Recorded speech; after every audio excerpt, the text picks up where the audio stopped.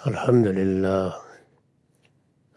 للہ رب العالمین والصلاة والسلام علی محمد الامین فاعوذ باللہ من الشیطان الرجیم بسم اللہ الرحمن الرحیم۔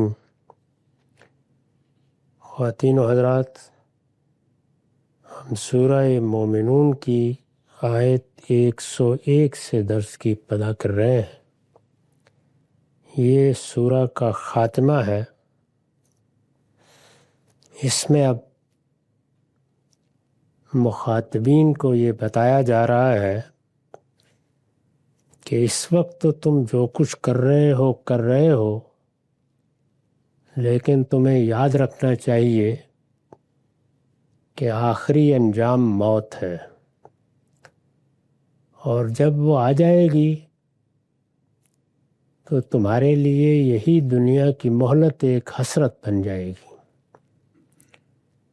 چنانچہ فرمایا تھا کہ یہ اپنی شرارتوں سے باز نہ آئیں گے یہاں تک کہ جب ان میں سے کسی کی موت سر پر آن کھڑی ہوگی تو کہے گا کہ پروردگار، آپ لوگ مجھے واپس بھیج دیں کہ جو کچھ چھوڑ آیا ہوں اس میں کچھ نیکی کما لوں۔ یہ وہ لوگ زیر بحث ہے جن کے سامنے حق ہر لحاظ سے پیش کر دیا گیا، ان پر بات ہر پہلو سے واضح کر دی گئی، لیکن اس کے باوجود وہ اپنی جگہ سے ہلنے کے لیے تیار نہیں ہوئے۔ یعنی وہ لوگ نہیں ہیں جنہیں کوئی غلط فہمی لاحق رہی، جن تک دعوت نہیں پہنچی، جن کو پیغام اس طریقے سے نہیں پہنچایا گیا کہ وہ تمام شکوک سے بالاتر ہو کر اس کو سمجھ سکیں۔ یہ وہ لوگ نہیں ہیں کہ جنہوں نے کسی غلط فہمی کی وجہ سے انکار کیا ہے یا اس سے گریزاں رہے ہیں یا علم کی کمی اس میں آڑے آئی ہے۔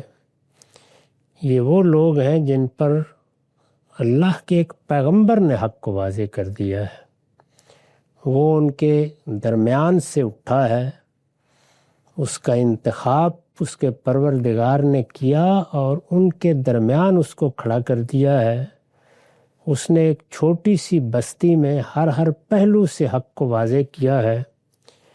ان کے سامنے اللہ تعالیٰ کی معیت کا پیغمبر کے ساتھ ظہور ہوا ہے۔ یہ سب کچھ دیکھنے کے باوجود وہ شرارتوں سے باز نہیں آئے، اور جب باز نہیں آئے تو پھر انہیں یہ کہا گیا ہے کہ اب تو جو کچھ کر رہے ہو لیکن وہ وقت عنقریب آ جائے گا جب یہ دنیا کی زندگی اور اس میں ملنے والی مہلت تمہارے لیے حسرت بن جائے گی۔ ہرگز نہیں، یہ محض ایک بات ہے جو یہ کہہ رہا ہے، یعنی اس وقت بھی یہ بالکل واضح ہوگا کہ یہ اب حسرت ہی حسرت ہے۔ اس کو بھی معلوم ہے کہ واپس جانے کا کوئی امکان نہیں ہے، اور ہم بھی جانتے ہیں کہ اس نے جو کچھ کہنا ہے اب کہہ لے، ورنہ اب انجام کا موقع ہے، مہلت کی مدت ختم ہو گئی۔ چنانچہ فرمایا گیا کہ وَمِن وَرَائِهِمْ بَرْزَخٌ إِلَىٰ يَوْمِ يُبْعَثُونَ، ان کے آگے اب اس دن تک ایک پردہ ہوگا جب یہ اٹھائے جائیں گے۔ دنیا سے رخصت ہونے کے بعد، جیسے کہ پیچھے بیان ہوا کہ اذا جاء احدهم الموت، موت آئی، اس موقع پر یہ مکالمہ ہوا۔ انہوں نے یہ چاہا کہ ان کو دنیا میں کچھ دیر کے لیے بھیج دیا جائے۔ یہ بتا دیا گیا کہ اب اس کے امکانات ختم ہو گئے، مہلت کا دروازہ بند ہو گیا۔ تو اب یہ بتایا جا رہا ہے کہ پھر ایک زمانہ گزارنا ہے جس میں یہ حجاب میں ہوں گے، ان کے درمیان ایک پردہ ہوگا۔ اسی کو عربی زبان میں لفظ برزخ سے تعبیر کیا ہے۔ پچھلی نشست میں نے عرض کیا تھا کہ یہ فارسی زبان کے لفظ پردہ کی تعریب ہے، یعنی ایک حجاب ان کے درمیان اور آنے والی دنیا کے درمیان حائل رہے گا۔ اس میں یہ صدیوں گزاریں گے، برسوں گزاریں گے، دن گزاریں گے، بہرحال وہ ایک وقت ہے جو چلا جائے گا، پھر قیامت کا دن آ جائے گا۔ چنانچہ اب اس کو بیان کیا ہے کہ فَإِذَا نُفِخَ فِي الصُّورِ فَلَا أَنْصَابَ بَيْنَهُمْ يَوْمَئِذٍ وَلَا يَتَسَاءَلُونَ، پھر جب سور پھونکا جائے گا تو اس دن ان کے درمیان نہ کوئی رشتہ رہے گا اور نہ یہ ایک دوسرے سے مدد مانگ سکیں گے۔ اس دنیا میں انسان جن سہاروں پر جیتا ہے اور بعض اوقات بے نیاز ہو کر جیتا ہے، اسے اتنا اعتماد ہوتا ہے، کبھی اپنی صلاحیت پر، کبھی اپنے آپ کو میسر آنے والے مواقع پر، کبھی اپنے دوست احباب کی قوت پر، کبھی اپنے خاندان پر، کبھی رشتوں ناتوں پر، کہ وہ یہ خیال کرتا ہے کہ کون مجھ پر گرفت کرے گا اور میرے لیے کسی ناکامی کا کیا سوال ہے۔ چنانچہ یہ چیز ایک خاص طرح کی بے نیازی، ایک خاص طرح کا تکبر اور گفتگو میں بھی بعض اوقات ایک احساس برتری کا اظہار پیدا کر دیتا ہے۔ اس سے اللہ کی پناہ مانگنی چاہیے۔ ہم عاجز بندے ہیں اور قرآن مجید کی دعوت یہی ہے کہ انسان اپنے اس عجز کی معرفت حاصل کرے، وہ یہ سمجھے کہ وہ کتنا بے بس ہے، اس کو معمولی سی تکلیف، معمولی سی بیماری، معمولی سی بندش کتنا نیچے گرا دیتی ہے، اس کا سارا علو کیسے رخصت ہو جاتا ہے۔ اگر وہ ان سب چیزوں سے واقف رہے تو پھر اس کے ہاں عجز ہی عجز ہوتا ہے۔ وہ صرف خوبصورت الفاظ کا عجز نہیں ہوتا، وہ باطن کا عجز ہوتا ہے، وہ انسان کے دل کا عجز ہوتا ہے، اور یہ باطن کا عجز، یہ دل کا عجز، پھر یہ اس کی چال میں بھی نمایاں ہوتا ہے، یہ اس کے لفظوں کے انتخاب میں بھی نمایاں ہوتا ہے، یہ اس کے ہر کام میں نمایاں ہوتا ہے۔ اللہ تعالیٰ کو یہی مطلوب ہے۔ یہ جو فرمایا نا کہ وَمَا خَلَقْتُ الْجِنَّ وَالْإِنسَ إِلَّا لِيَعْبُدُونَ، یعنی میں نے انسانوں اور جنوں کو اسی معرفت کے لیے پیدا کیا ہے، وہ اپنے آپ کو پہچانے، وہ بندے ہیں۔ چنانچہ اپنے باطن سے لے کے ظاہر تک ان کے ہر پہلو سے بندگی ہی کو نمایاں ہونا چاہیے۔ اگر کسی موقع پر ان کی بات چیت سے، ان کے انداز گفتگو سے، ان کے کسی بات کو دوسروں تک پہنچانے میں وہ تحکم پیدا ہو جائے جو یہ بتا رہا ہو کہ بندگی کا احساس فراموش ہو گیا ہے، تو یہ انسان کے لیے آخری درجے کی فضیلت کا موقع ہے۔ اسے فوراً اپنے آپ کو تنبیہ کرنی چاہیے۔ وہ تو پیدا ہی اس لیے کیا گیا ہے کہ اپنی بندگی کے احساس کے ساتھ جیے، یہ محسوس کر کے جیے کہ وہ اس دنیا میں بے مہار نہیں ہے، اس کو جو کچھ ملا ہے وہ اس کا کوئی استحقاق نہیں ہے، یہ اللہ کی خصوصی عنایت اور رحمت ہے کہ اس نے اس کو کوئی صلاحیت دی ہے، مواقع پیدا کیے ہیں یا اس کو کامیابیاں عطا کی ہیں۔ تو اس دنیا میں یہ جتنی چیزیں ہیں یہ سب ابتلاء کے قانون کے مطابق دی گئی ہیں، ان میں سے کوئی چیز بھی ایسی نہیں جسے انسان اپنی کوئی چیز کہہ سکے۔ تو فرمایا کہ جب سور پھونکا جائے گا، یعنی قیامت کا دن آ جائے گا، تو قرآن مجید نے بتایا ہے کہ اس موقع پر جیسے نرسنگا پھونکا جاتا ہے، ایک بڑی آواز اٹھے گی، اور یہی آواز ہے جو گویا قیامت کا اعلان بن جائے گی۔ پھر جب سور پھونکا جائے گا تو اس دن ان کے درمیان نہ کوئی رشتہ رہے گا اور نہ یہ ایک دوسرے کی مدد کر سکیں گے، کوئی مدد دینے والا نہیں ہوگا، کوئی مانگنے والا نہیں ہوگا۔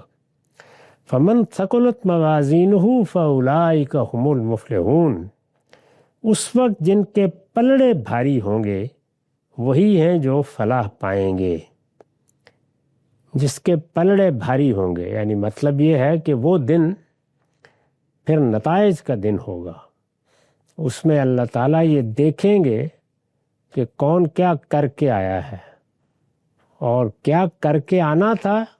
تزکیہ، پاکیزگی، ہر پہلو سے پاکیزگی، فکر میں پاکیزگی، علم میں پاکیزگی، عمل میں پاکیزگی، خیال میں پاکیزگی، بدن میں پاکیزگی، کھانے پینے میں پاکیزگی، اخلاق میں پاکیزگی۔ یہی دین ہے، دین کی روح یہی ہے۔ قرآن مجید اس کو ایک لفظ میں اس طرح بیان کرتا ہے۔ باقی چیزیں تو انسان کی رہنمائی کے لیے بتائی گئی ہیں کہ وہ اگر کسی معاملے میں اپنے اس ہدف کو صحیح طریقے سے نہیں سمجھ پاتا تو اسے بتایا جاتا ہے کہ یہ معاملہ اس طرح کرنا ہے۔ یہ وہ چیز ہے جس کو بہت اچھی طرح سمجھ لینا چاہیے، یعنی دین میں اصلی مقصود کیا ہے، وہی جس کو اللہ نے مقصود قرار دیا ہے۔ پاکیزگی مجھے حاصل کرنی ہے، پاکیزگی جنت میں داخل ہونے کا اجازت نامہ ہے، پاکیزگی ہی کے لیے اللہ تعالیٰ نے اس دنیا میں یہ سارا ابتلا برپا کیا ہے۔ یہ ہر حال میں حاصل ہونی چاہیے۔ تو یہ سمجھ لینا چاہیے کہ دین پہ جو احکام دیے جاتے ہیں وہ اس راہ میں کامیابی کے لیے اللہ کا ہدایت نامہ ہے، یعنی انسان خود فیصلہ کرتا ہے، اس کو عقل دی گئی ہے، اس کو علم دیا گیا ہے، اس کو بڑی صلاحیتیں دی گئی ہیں۔ جب اس کو کوئی چیز بتائی جاتی ہے تو وہ خود فیصلہ کرتا ہے کہ مجھے اس کے لیے کیا اہتمام کرنا ہے، کیا تدابیر کرنی ہے، کن چیزوں کو چھوڑنا ہے، کن چیزوں کو اختیار کرنا ہے۔ پاکیزگی کا ہدف اگر انسان کے سامنے ہو تو ایسا نہیں ہے کہ انسان اس کو سمجھ نہیں سکتا، وہ بہت اچھی طرح خود فیصلے کرتا ہے۔ اسے معلوم ہے کہ خیال میں پاکیزگی کیا ہوتی ہے، نیت میں پاکیزگی کیا ہوتی ہے، ارادے میں پاکیزگی کس چیز کا نام ہے، علم کیسے پاکیزہ کیا جاتا ہے، عمل میں کس طرح پاکیزگی حاصل کی جاتی ہے۔ اس میں البتہ بعض مقامات ایسے آتے ہیں جس پہ فیصلے میں دشواری ہوتی ہے یا انسان کے بھٹک جانے کا بہت امکان ہوتا ہے۔ وہ ایسے مشتبہات ہوتے ہیں جہاں ایک دوراہا سا بن جاتا ہے، چیزیں کچھ مختمر الوجوہ ہو جاتی ہیں۔ ان موقعوں پر اللہ تعالیٰ نے اپنے پیغمبروں کے ذریعے سے رہنمائی فرمائی ہے، اسی کو شریعت کہتے ہیں۔ یعنی باقی جتنا دین ہے وہ تو اگر اللہ کی کتاب میں بھی بیان ہوگا تو وہ بیان فطرت ہے، وہ اس کائنات میں اللہ تعالیٰ نے جو حقائق رکھ دیے ہیں اور جن کا شعور انسان کو حاصل ہے اسی کی تذکیر ہے، اس سے زیادہ کچھ نہیں۔ جب اللہ تعالیٰ کہتے ہیں کہ تم عدل اختیار کرو تو ہم جانتے ہیں کہ عدل کیا ہے، ہمارے پاس وہ حادثہ اخلاق کی موجود ہے جو یہ فیصلے کرتا ہے، لیکن عدل کے اطلاق میں غلطی ہو جاتی ہے، اس میں بعض اوقات ہم صحیح فیصلہ نہیں کر پاتے، اس میں اللہ تعالیٰ اپنے پیغمبروں کے ذریعے سے رہنمائی فرماتے ہیں۔ اسی لیے شریعت اور دین کو، یعنی وہ دین، وہ شریعت جو پیغمبروں کے ذریعے سے ملتی ہے، اتمام نعمت کہا گیا ہے۔ اللہ کی نعمت تو وہ ہدایت ہے جو ہمیں ہماری فطرت میں دے کر انسان بنایا ہے۔ انسان کوئی معمولی چیز نہیں ہے، اللہ تعالیٰ کی مخلوقات میں نہایت ممتاز مخلوق ہے، اس کو بڑا شرف حاصل ہوا ہے۔ وہ شرف کیا ہے؟ یہی شعور کا شرف ہے، یعنی وہ حقائق کو سمجھتا ہے، وہ ان کے بارے میں فیصلہ کرتا ہے، وہ چیزوں میں امتیاز پیدا کرتا ہے، وہ غلط اور صحیح کا حکم لگاتا ہے، وہ حسن و قبح کے فیصلے کرتا ہے۔ یہ انسان ہے۔ اتنی بڑی حقیقت انسان پر جب واضح ہو جاتی ہے کہ میں کیا ہوں، تو پھر اس کے اندر یہ طلب پیدا ہوتی ہے کہ وہ کوئی غلطی نہ کرے۔ تزکیے کا ہدف، یہ مقصد متعین کر دیا گیا ہے، تمہیں پاکیزہ بننا ہے، ہر پہلو سے پاکیزہ بننا ہے۔ تو اس میں پھر اس کو بتایا جاتا ہے، تو یہاں یہ فرما دیا کہ وہ وقت آ جائے گا جس وقت صرف پلڑے بھاری ہوں گے تو فلاح حاصل ہوگی، یعنی کتنا وزن ڈالا ہے، اپنے اخلاق کو کتنا پاکیزہ بنایا ہے، اپنے علم کو، اپنے عمل کو کتنا پاکیزہ بنایا ہے۔ یہ پاکیزگی اس دن وزن رکھے گی اور کوئی چیز اس دن وزن نہیں رکھے گی۔ اس وقت جن کے پلڑے بھاری ہوں گے وہی ہیں جو فلاح پائیں گے۔ فَأُولَٰئِکَ هُمُ الْمُفْلِحُونَ وَمَنْ خَفَّتْ مَوَازِینُهُ فَأُولَٰئِكَ الَّذِينَ خَسِرُوا أَنفُسَهُمْ فِي جَهَنَّمَ خَالِدُونَ، اور جن کے پلڑے ہلکے ہوں گے، یعنی کچھ بھی پاس نہیں ہے، دنیا میں صرف اپنے آپ کو آلودہ کیا، آلودگی کو بڑھایا، اسی کے شائق ہو کر رہے، کبھی پاکیزگی ہدف نہیں بنی، کبھی اس کے حصول کی جدوجہد نہیں کی، یہ بات ہی سمجھ میں نہیں آئی کہ پاکیزگی کی بنیاد پر بہشت کا دروازہ کھلے گا، چنانچہ پلڑے ہلکے ہو گئے۔ قدیم زمانے میں چونکہ چیزوں کا وزن کرنے کے لیے جو ترازو بنائی جاتی تھی وہ پلڑوں والی ترازو ہوتی تھی، اللہ تعالیٰ کا عام طریقہ یہی ہے کہ مخاطبین کے لحاظ سے وہ تمثیل یا تشبیہ کا طریقہ اختیار کرتے ہیں۔ اس دنیا میں چیزیں کیسے وزن پائیں گی، وہ وزن کس طرح نمایاں ہوگا، وہ ہم نہیں جانتے۔ یہ سب امور متشابہات ہیں، لیکن ہمیں سمجھانے کے لیے یہ بتایا ہے کہ بس اس طرح سمجھو جیسے کہ تم نے ترازو ہاتھ میں پکڑی ہوئی ہے اور اس کے ایک پلڑے میں کچھ وزن ہے اور دوسرا اوپر ہی اٹھتا چلا جا رہا ہے۔ تو جن کے پلڑے بھاری ہوں گے وہی ہیں جو فلاح پائیں گے، اور جن کے پلڑے ہلکے ہوں گے سو وہی ہیں جنہوں نے اپنے آپ کو گھاٹے میں ڈال لیا، یعنی وہ فلاح پائیں گے یا الذین خسروا انفسہم ہوں گے۔ انسان کے لیے فلاح کا، کامیابی کا اور گھاٹے اور نقصان کا آخری فیصلہ وہی ہے جو موت کے بعد سامنے آ جائے گا۔ تو یہ اس کے بارے میں متنبہ فرمایا اور یہ کہا کہ فی جہنم خالدون، وہ ہمیشہ دوزخ میں رہیں گے۔ یہ میں عرض کر چکا ہوں کہ یہ کون لوگ ہیں جن کو بتایا جا رہا ہے؟ وہ لوگ جن کے پاس اللہ کا پیغمبر آیا ہے، اللہ کے پیغمبر نے ان پر حق ہر لحاظ سے واضح کر دیا ہے، ان کے پاس کوئی عذر باقی نہیں رہا، انہوں نے جانتے بوجھتے انکار کیا ہے بلکہ شرارتیں کی ہیں۔ صحیح بات کو سننا سمجھنا تو ایک طرف رہا، صحیح بات سننے اور سمجھنے والے لوگوں کو تعذیب کا نشانہ بنا لیا ہے۔ ان کو بتایا گیا ہے کہ اس کا انجام جانتے ہو، جب وہاں پلڑوں میں کچھ نہیں ہوگا، جب پاکیزگی کے بجائے آلودگی کے ڈھیر اور نجاست کے ڈھیر لے کر چلے جاؤ گے تو پھر تمہارا ٹھکانہ کیا ہے؟ ہمیشہ کی دوزخ۔ اور تلفح وجوہہم النار وہم فیہا کالہون، ان کے چہروں کو آگ جھلس دے گی اور ان کے منہ اس میں بگڑے ہوئے ہوں گے، یعنی بدشکل ہو رہے ہوں گے۔ قرآن مجید نے یہ تعبیر کئی پہلوؤں سے اختیار کی ہے۔ ان کے چہرے سیاہ ہو رہے ہوں گے، مایوسی انسان کے ساتھ جو کچھ کرتی ہے، الم جو کچھ کرتا ہے، تکلیف کی شدت میں جو کیفیات اس پر گزرتی ہیں، یہ اس کو بیان کرنے کی مختلف تعبیریں ہیں۔ تو فرمایا کہ یہ حال ہوگا، اور پھر جس طرح کہ میں نے عرض کیا یہ کن لوگوں کا ہوگا؟ ارشاد ہوا الم تکن آیاتی تتلی علیکم فکنتم بہا تکذبون، کیا میری آیتیں تم کو پڑھ کر نہیں سنائی جاتی تھیں پھر تم انہیں جھٹلا دیتے تھے؟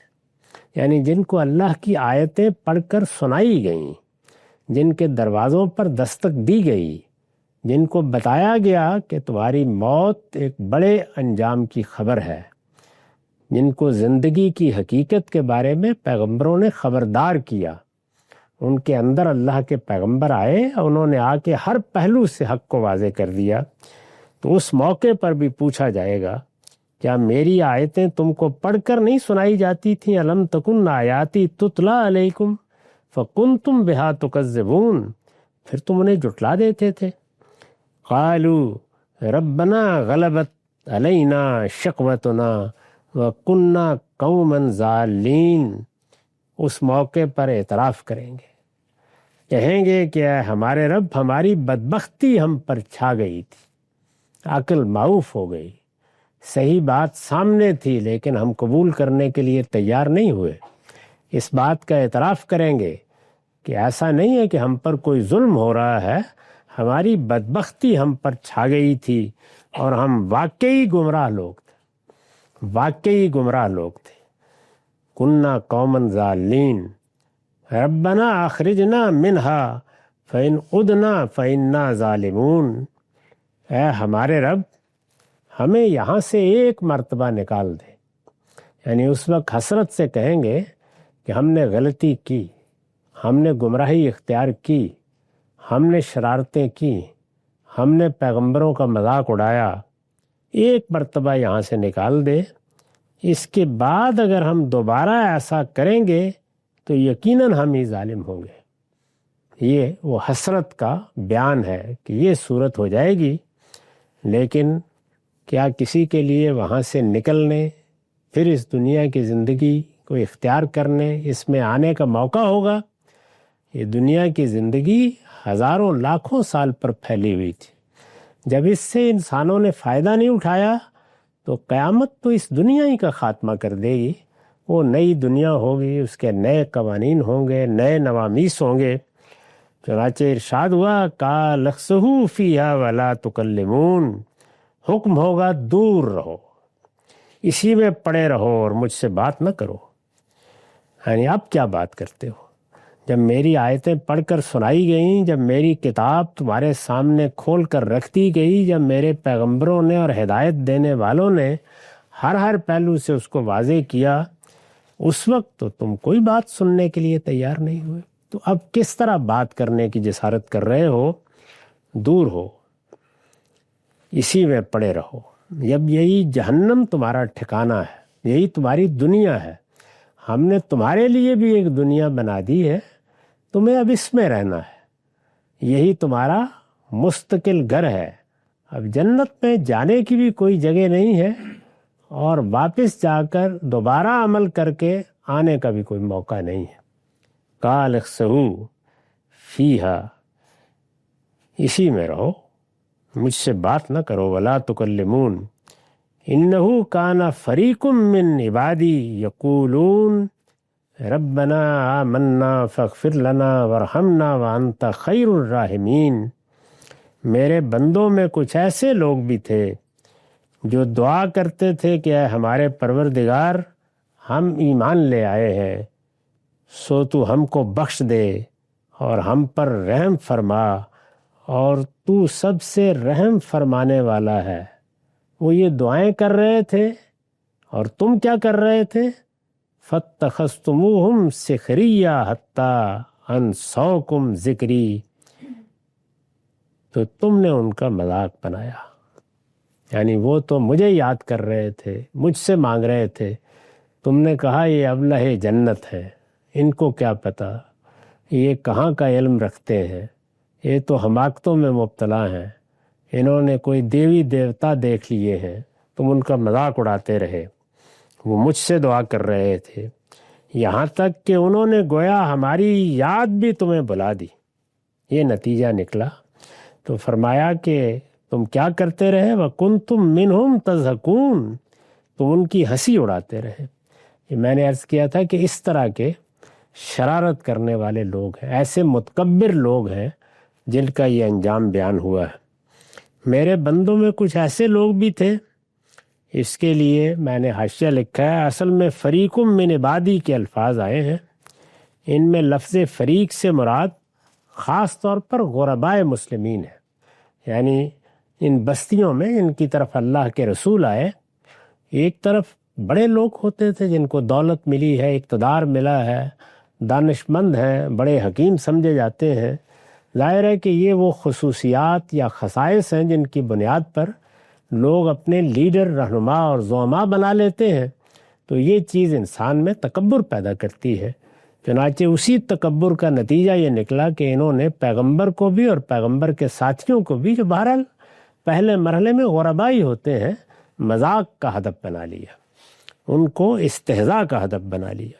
یہ جو استہزاء ہے، استخفاف ہے، دوسرے کا مذاق اڑانا ہے، دوسرے کو حقیر سمجھنا ہے، یہ اللہ تعالیٰ کو سب سے زیادہ ناپسند ہے. اسی کے مقابل میں استکبار پیدا ہوتا ہے. اور کس زور کے ساتھ یہ فرمایا ہے کہ اونٹ سوئی کے ناکے میں داخل ہو سکتا ہے، کوئی متکبر میری جنت کے دروازے میں داخل نہیں ہو سکتا. تو سب سے بڑھ کر جو چیز انسان کو ہر وقت دیکھنی چاہیے، اور اس کا بعض اوقات ہم میں سے ہر شخص سے کسی نہ کسی دائرے میں صدور ہو جاتا ہے، یعنی اپنے حق پر ہونے سے بھی ایک زوم پیدا ہوتا ہے، اور اس میں بھی انسان کا رویہ بعض اوقات متکبرانہ ہو جاتا ہے، لوگوں کے بارے میں حقارت کے کلمات اس کی زبان سے نکلتے ہیں۔ یہ اللہ کی مخلوق ہے، یہ سب کے سب اللہ کے پیدا کیے ہوئے بندے ہیں، ان کے بارے میں نرمی، محبت اور عاجزی کے ساتھ گفتگو کرنی چاہیے۔ تو ارشاد فرمایا کہ یہ ان کا مذاق اڑاتے تھے، اور ادھر حال یہ تھا کہ یہ غریب لوگ تھے، خاص طور پر غربائے مسلمین، جو بالعموم مذاق اور استہزاء کا ہدف بنائے جاتے ہیں۔ یہ بالکل واضح ہے کہ جو مذہبی اختلافات بھی پیدا ہوتے ہیں ان میں بھی بالعموم لوگ دیکھتے ہیں کہ اگر کسی آدمی کے پیچھے کوئی بڑا جتھا ہے یا کوئی بڑی عصبیت ہے تو پھر اس کی حماقتوں پر بھی خاموش رہتے ہیں، لیکن اگر کوئی خدا کا عاجز بدلہ توجہ دلائے تو اس کا ہر پہلو سے استخفاف کرنے کی صحیح کی جاتی ہے۔ تو یہاں خاص طور پر فرمایا کہ میرے بندوں میں وہ غریب لوگ جب مجھ سے دعائیں کر رہے ہوتے تھے، کہہ رہے ہوتے تھے کہ پروردگار ہم ایمان لائے ہیں، ہمیں بخش دے، اپنے گناہوں کی معافی مانگ رہے ہوتے تھے، اس وقت یہ مذاق اڑاتے تھے۔